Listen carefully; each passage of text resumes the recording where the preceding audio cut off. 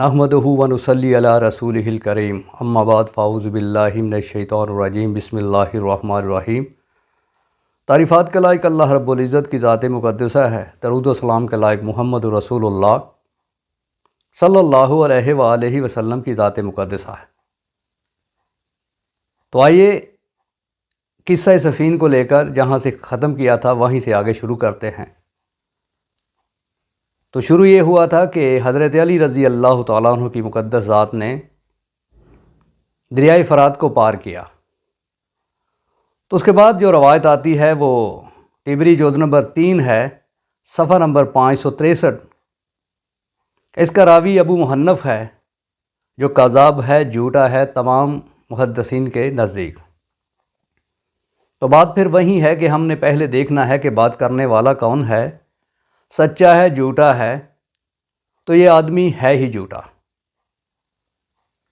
تو اللہ رب العزت کی بات کو لینا ہے، پیغمبر علیہ الصلوۃ والسلام کی بات کو لینا ہے، اور تاریخ کی بات کو لینا ہے، اور کرلس عثمان کو لینا ہے۔ اللہ رب العزت قرآن مجید کے اندر ارشاد فرماتے ہیں، کونوا مع الصادقین، سچوں کے ساتھ ہونا ہے، سچوں کا ساتھ دینا ہے، سچائی کو لینا ہے، جھوٹ کو تو لینا ہی نہیں ہے۔ اور اس کے بعد پیغمبر علیہ الصلوۃ والسلام کا مقدس فرمان ہے کہ مسلمانوں پر مسلمانوں کا خون، ان کا مال، ان کی عزت، ان کی آبرو یہ حرام ہے۔ اور تیسری بات، کرلس عثمان جو ڈرامہ چل رہا ہے ترکی کا، اس کو آپ اس کے اندر شامل کریں گے تو بات صحیح طرح سے واضح ہوگی۔ تو دریائے فرات کو پار کرنے کے بعد وہ لکھتا ہے، یہ ابو محنف لکھتا ہے طبری میں صفحہ نمبر 564 پہ، کہ حضرت علی رضی اللہ تعالیٰ عنہ کی مقدس ذات نے دریائے فرات کو پار کرنے کے بعد زید بن نضر اور شریح بن ہانی کو حکم دیا کہ وہ امیر معاویہ رضی اللہ تعالیٰ عنہ کی طرف بڑھیں۔ تو انہوں نے حضرت علی رضی اللہ تعالیٰ عنہ کے حکم کی تعمیل کرتے ہوئے دریائے فرات کے کنارے کنارے چلنا شروع کر دیا۔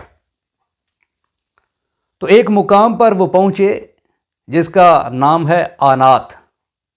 تو وہاں پہنچ کر انہیں یہ خبر ملتی ہے کہ امیر معاویہ رضی اللہ تعالیٰ عنہ کی مقدس ذات بھی اپنے لشکر کو لے کر مقابلہ کے لیے بڑھ رہے۔ زیاد اور شریح نے سوچا کہ ہمارے اور حضرت علی رضی اللہ تعالیٰ عنہ کے درمیان یہ دریائے فرات حائل ہے، تو کہیں ایسا نہ ہو کہ ہم اس لشکر میں نہ ہوں، امیر معاویہ رضی اللہ تعالیٰ عنہ کی مقدس ذات سے حضرت علی رضی اللہ تعالیٰ عنہ کی جنگ ہو گئی تو کہیں ایسا نہ ہو کہ حضرت علی شکست کھا جائیں۔ تو انہوں نے آنات کے مقام پر وہاں کے لوگوں سے کہا کہ ہمارے لیے پل بناؤ۔ لو نمی سن لو، یہ 2 آدمی ہیں، 2، ان کو پل کی ضرورت ہے۔ اور دوسری بات یہ ہے، دریا تو یہ پہلے ہی پار کر چکے ہیں، کیا واپس جانا نہیں انہوں نے؟ دریا کے کنارے کنارے آئے ہیں، پل تو یہ پہلے ہی پار کر چکے ہیں، اور اب ان کو نیا پل چاہیے۔ ماشاءاللہ کیا بات ہے، اور وہ بھی دریائے فرات پہ 2 آدمیوں کو پل چاہیے۔ تو وہی بات جو رقہ کے مقام پہ حضرت علی رضی اللہ تعالیٰ عنہ نے رقہ والوں سے کہا کہ ہمارے لیے پل بنا دیجئے، تو انہوں نے انکار کر دیا، تو یہاں بھی آنات والوں نے انکار کر دیا۔ اب کیا ہوتا ہے کہ یہ واپس پیدل واپس اسی مقام پہ آتے ہیں، اور راوی لکھتا ہے کہ حیت کے مقام پر پہنچ کر انہوں نے دریا کو عبور کیا، دریا کو پار کیا۔ پل کہاں پہ ہے؟ رقہ کے مقام پہ، اور یہ حیت کے مقام سے دریا کو پار کر رہے ہیں۔ 2 آدمی ہیں، ان کو پل چاہیے بھائی۔ تو یہ حقیقت میں تو ناممکن ہے، افسانوں میں یہ ضرور ہو سکتا ہے۔ افسانہ نگار، ناول نگار جیسے چاہے جو چاہے لکھ دے، اس میں کیا؟ حقیقت اس کی اجازت نہیں دیتی کہ 2 آدمیوں کو پل چاہیے۔ تو ہوتا کیا ہے کہ انہوں نے پل کو پار کیا، اور کرکیسا کے مقام پر پہنچ کر حضرت علی رضی اللہ تعالی عنہ کے لشکر سے دوبارہ مل جاتے ہیں۔ تو یہ ایک ایسی تحریر ہے کہ ہر قدم پہ راوی جھوٹ بول رہا ہے، اور ایسی احمقانہ تحریر ہے، ایسی جاہلانہ تحریر ہے، کوئی جاہل سے جاہل کو احمق سے احمق آدمی کو بھی قلم اور پینسل دے دیا جائے تو وہ اس طرح کی تحریر نہیں لکھے گا۔ اتنے تضادات، ایک ہی 2-4 لائنوں کے اندر اتنے تضادات، اتنی زیادہ جھوٹ، اتنی زیادہ بلف، اتنا زیادہ پراپوگنڈا، یہ افسانے میں ہو سکتا ہے، حقیقت میں نہیں۔ اور سب سے بڑے کی مزے کی بات یہ ہے، وہی بات عقل بڑی کے بھینس،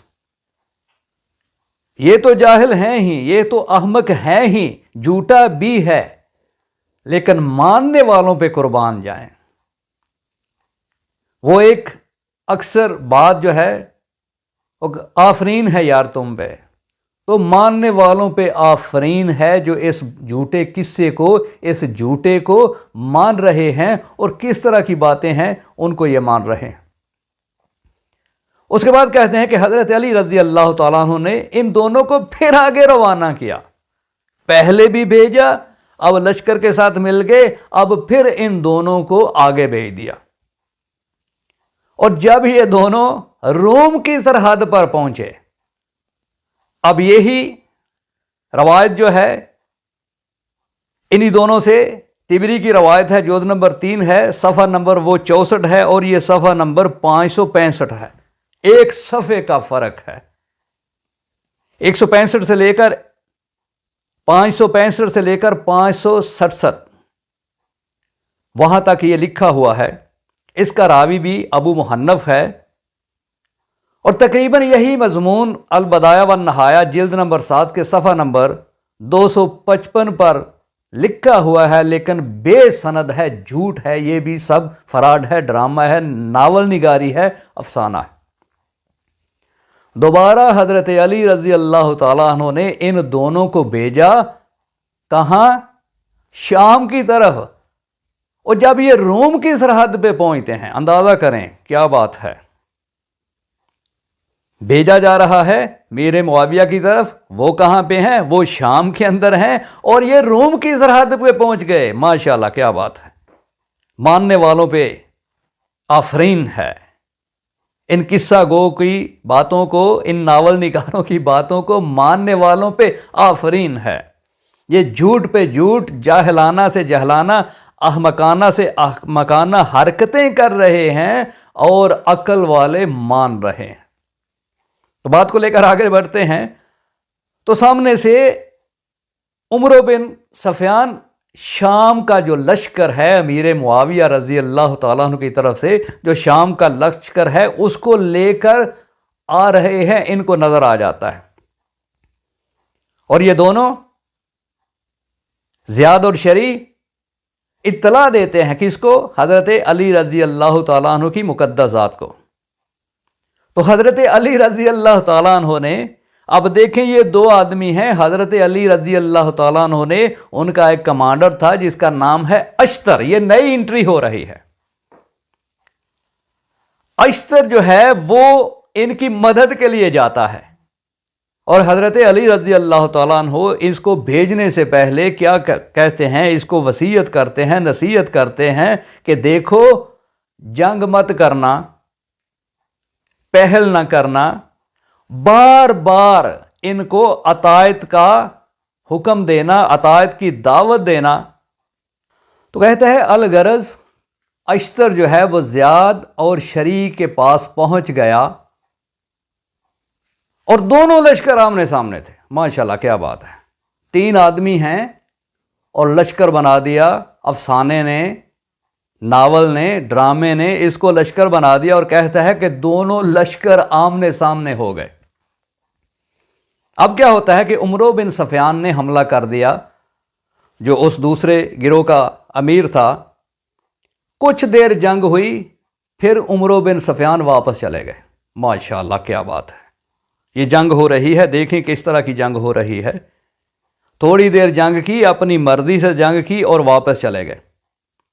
پھر کہتا ہے دوسرے روز پھر بڑی زبردست جنگ ہوئی۔ شام کو دونوں لشکر اپنی اپنی جگہ پر لوٹ گئے۔ ان کی جگہ کون سی ہے بھائی؟ دونوں تو ایک مقام ہے، وہ بھی ان کا مقام بھی نہیں ہے، ان کا مقام بھی نہیں ہے، دونوں آپس میں لڑے، شام ہوئی اور اپنے اپنی جگہ پہ واپس لوٹ گئے۔ کہاں واپس لوٹے بھائی؟ یہ تو میدان جنگ میں ہیں، اپنی اپنی جگہ پر واپس کہاں لوٹ گئے؟ اس کے بعد لکھتا ہے کہ اشتر نے اچانک حملہ کر دیا۔ جب وہ واپس لوٹ گئے ہیں تو اشتر نے حملہ کس پہ کیا ہے بھائی؟ جب وہ فوج ہے ہی نہیں وہاں پہ، جب وہ لشکر وہاں پہ ہے ہی نہیں تو حملہ کس پہ کیا ہے؟ افسانے میں ہوتا ہے، حقیقت میں نہیں۔ اس کے بعد کہتا ہے کہ اس حملہ میں شامی لشکر کا ایک سوار عبداللہ بن منظر مارا گیا۔ لشکر ہے ہی نہیں، حملہ بھی ہوتا ہے، ایک آدمی بھی مارا جاتا ہے۔ واہ بھائی واہ، کیا بات ہے۔ اس کے بعد لکھتا ہے کہ عمرو بن سفیان پیچھے ہٹ گیا اور اشتر آگے بڑھ گیا۔ ایک گاڑی ہے نا، کراس ہو رہی ہے، وہ گاڑی پیچھے چلی گئی، یہ گاڑی آگے نکل گئی، ماشاءاللہ۔ وہ ٹرین پیچھے رہ گئی، یہ ٹرین آگے نکل گئی۔ یہ افسانہ چل رہا ہے، یہ ویڈیو گیم چل رہی ہے، یہ ناول چل رہا ہے۔ وہ پیچھے ہٹ گئے، یہ آگے بڑھ گیا۔ کیا بات ہے۔ اشتر نے عمرو کو اپنے مقابلہ میں آنے کی دعوت دی۔ جب وہ پیچھے رہ گیا تو کس کو دعوت دی مقابلہ کی بھائی؟ یہ کس کو بیوقوف بناتے ہو؟ یہ کس کو الو بنا رہے ہو؟ کون ہے جو الو بن رہا ہے تمہاری باتوں پہ؟ عمرو نے انکار کر دیا۔ واہ بے واہ، عمرو نے لڑنے سے انکار کر دیا۔ اس کے بعد کیا لکھتا ہے؟ بہرحال لڑائی رات تک جاری رہی۔ جب وہ لڑائی نہیں، اس نے انکار کر دیا ہے تو لڑائی رات تک کیسے جاری رہی؟ کس نے جاری رکھی بھائی؟ کیسا افسانہ ہے، کتنی احمقانہ تحریر ہے، کتنی جاہلانہ تحریر ہے۔ لکھنے والا احمق سے احمق، بے وقوف سے بے وقوف، جاہل سے جاہل بھی ایسی تحریر نہیں لکھ سکتا جیسی ابو محنف نے لکھی ہے۔ اور قربان جاؤں ماننے والوں پہ، اس نے لڑنے سے انکار کر دیا اور لڑائی رات تک جاری رہی۔ واہ کیا بات ہے۔ جب رات ہوئی تو لڑائی بند ہو گئی۔ رات کو کسی وقت شامی لشکر وہاں سے چلا گیا۔ اب یہ دیکھیں، شامی لشکر رات کو وہاں سے چلا گیا۔ کہاں چلا گیا کوئی پتہ نہیں۔ اس کے بعد اشتر جو ہے وہ اپنے لشکر کو لے کر آگے بڑھا اور امیر معاویہ رضی اللہ تعالی عنہ کے لشکر کے قریب پہنچ گیا۔ حضرت علی رضی اللہ تعالیٰ عنہ کی مقدس ذات وہ بھی پیچھے پیچھے امیر معاویہ رضی اللہ تعالیٰ عنہ کے پاس پہنچ گئے اور ایک مناسب مقام پر پڑاؤ کیا۔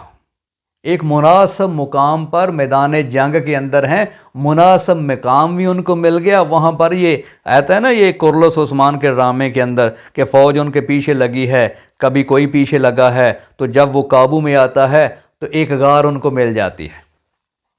دیکھا ہوگا آپ نے، مناسب جگہ، وہ کہتے ہیں مناسب جگہ کوئی ڈھونڈو تو ان کو غار مل جاتی ہے۔ ان کو پہلے سے ہی پتا ہوتا ہے کہ وہاں پہ غار ہے۔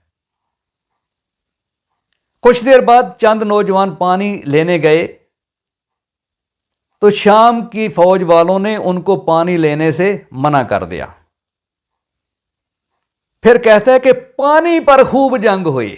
کیا بات ہے، رات پڑ گئی ہے، لڑائی بند ہو گئی ہے، پڑاؤ ہو چکا ہے، پانی لینے گئے ہیں اور پانی پر خوب جنگ ہوئی ہے۔